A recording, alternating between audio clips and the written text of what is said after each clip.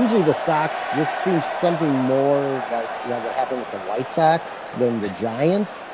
But maybe it's just me. Maybe it's just my teams. But for I think those it of has you, something to do with you for I think sure. it has something to do with me. For You those are of the biggest, somehow you are the biggest story in baseball usually, but now your Giants are the biggest story in all of sports.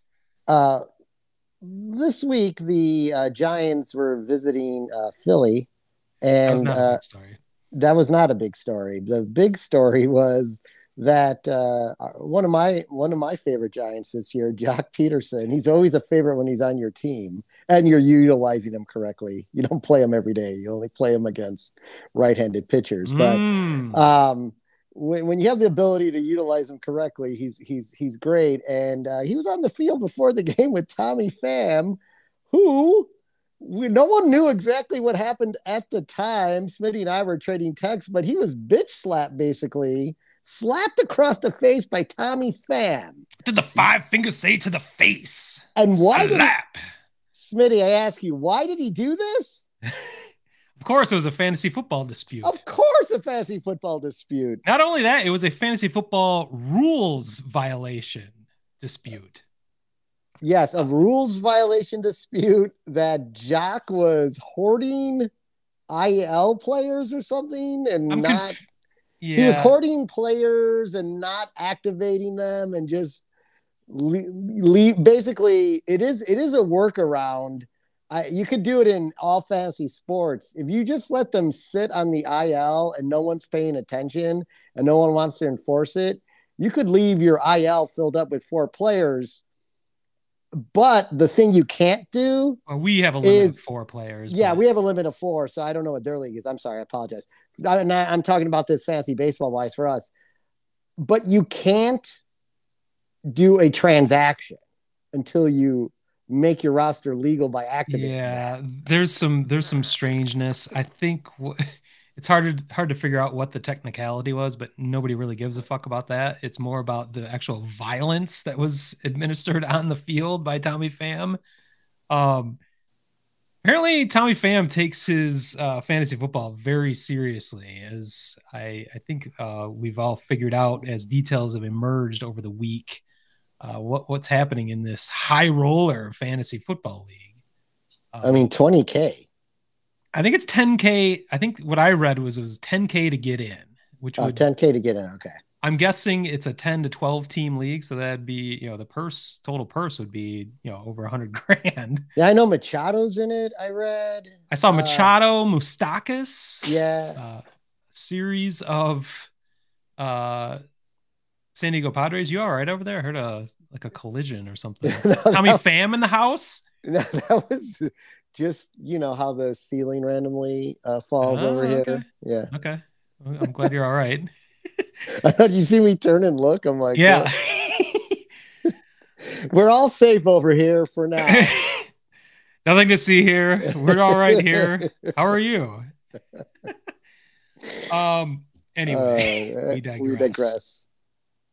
So where was I? The high roller league, a bunch of baseball players are in it. And well, we did learn, because Pham wasn't done yet. He had to bring one other player into the mix. Is the league is run by Mike Trout. And that kind of gets back to where the technicalities came up. I think Tommy Pham jokingly said Mike Trout is the worst commissioner in all of fantasy football, which there might be some kernel of truth there, because there are ways for this to be automated where that violation, where putting someone that's out onto your IR versus someone who's listed as IR eligible, should not be able to be going on your IR. I don't know. Who knows? But I think Mike Trout was a reluctant commissioner, as both you and I have been commissioners of both fantasy football and fantasy baseball. It's a thankless. I retired both times. Yeah, it is a thankless job. I think you started as our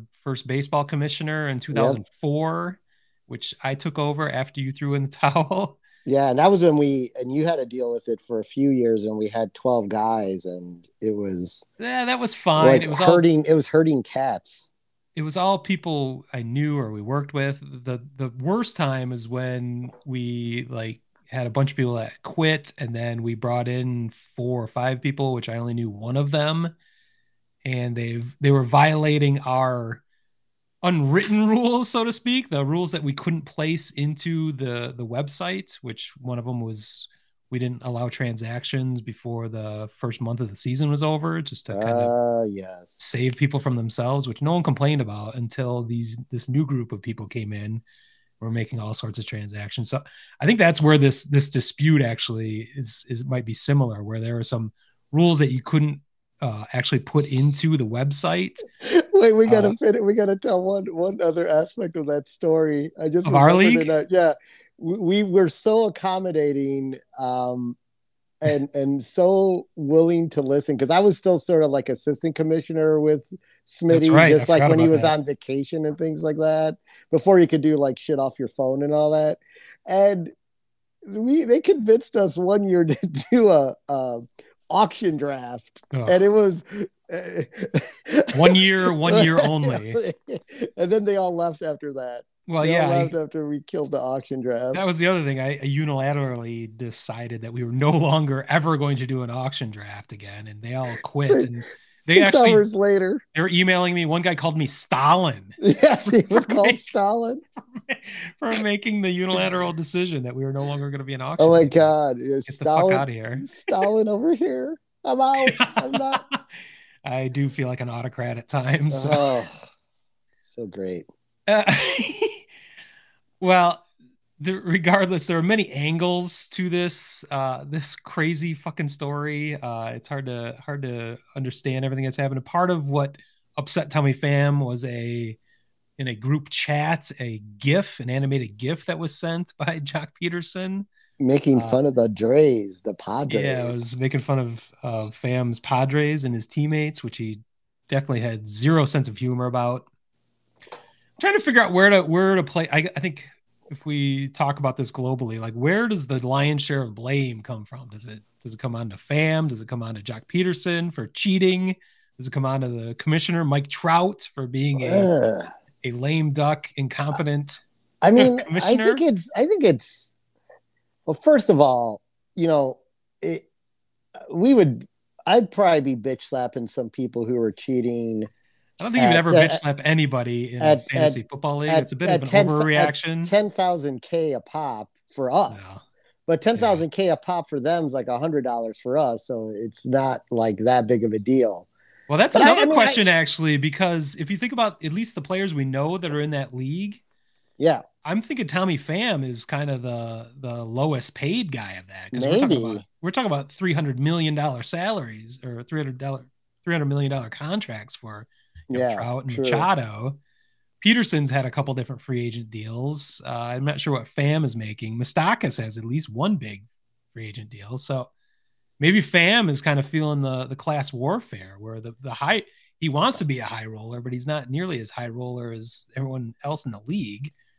Which at one point he did quit the league in the middle of the season, which is, well, I think this, hearing that, I didn't read that part of it. The fact that he quit the league once in the middle of the season and then now is seen doing this on the field. I mean, I put the blame on Tommy Pham for overreacting. I think he did overreact.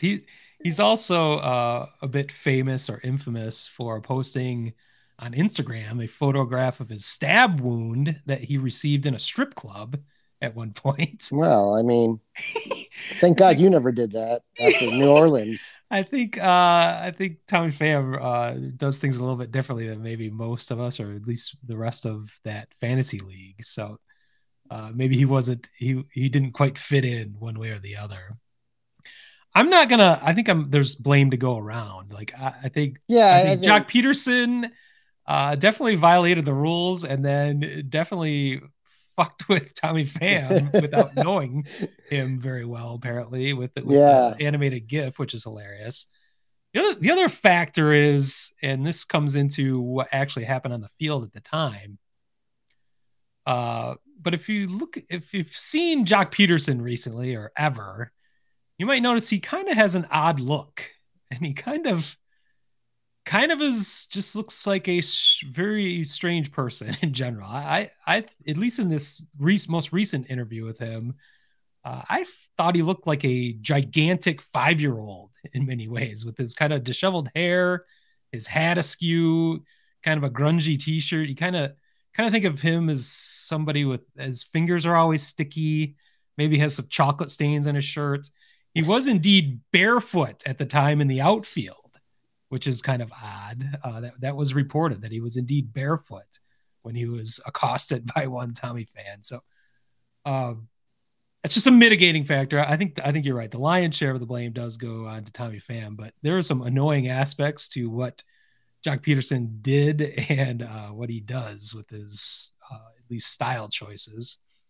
I think the least amount of blame goes to the unwilling commissioner, Mike Trout, who definitely wanted no part of this.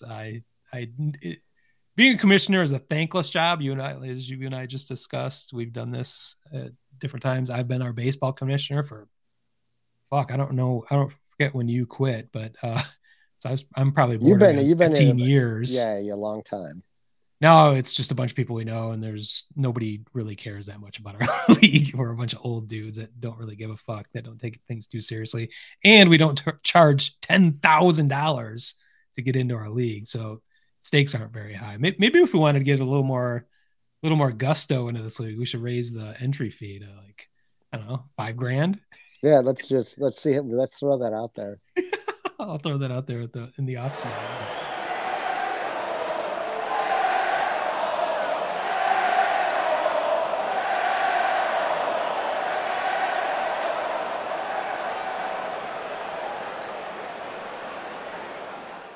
Word Hole Media.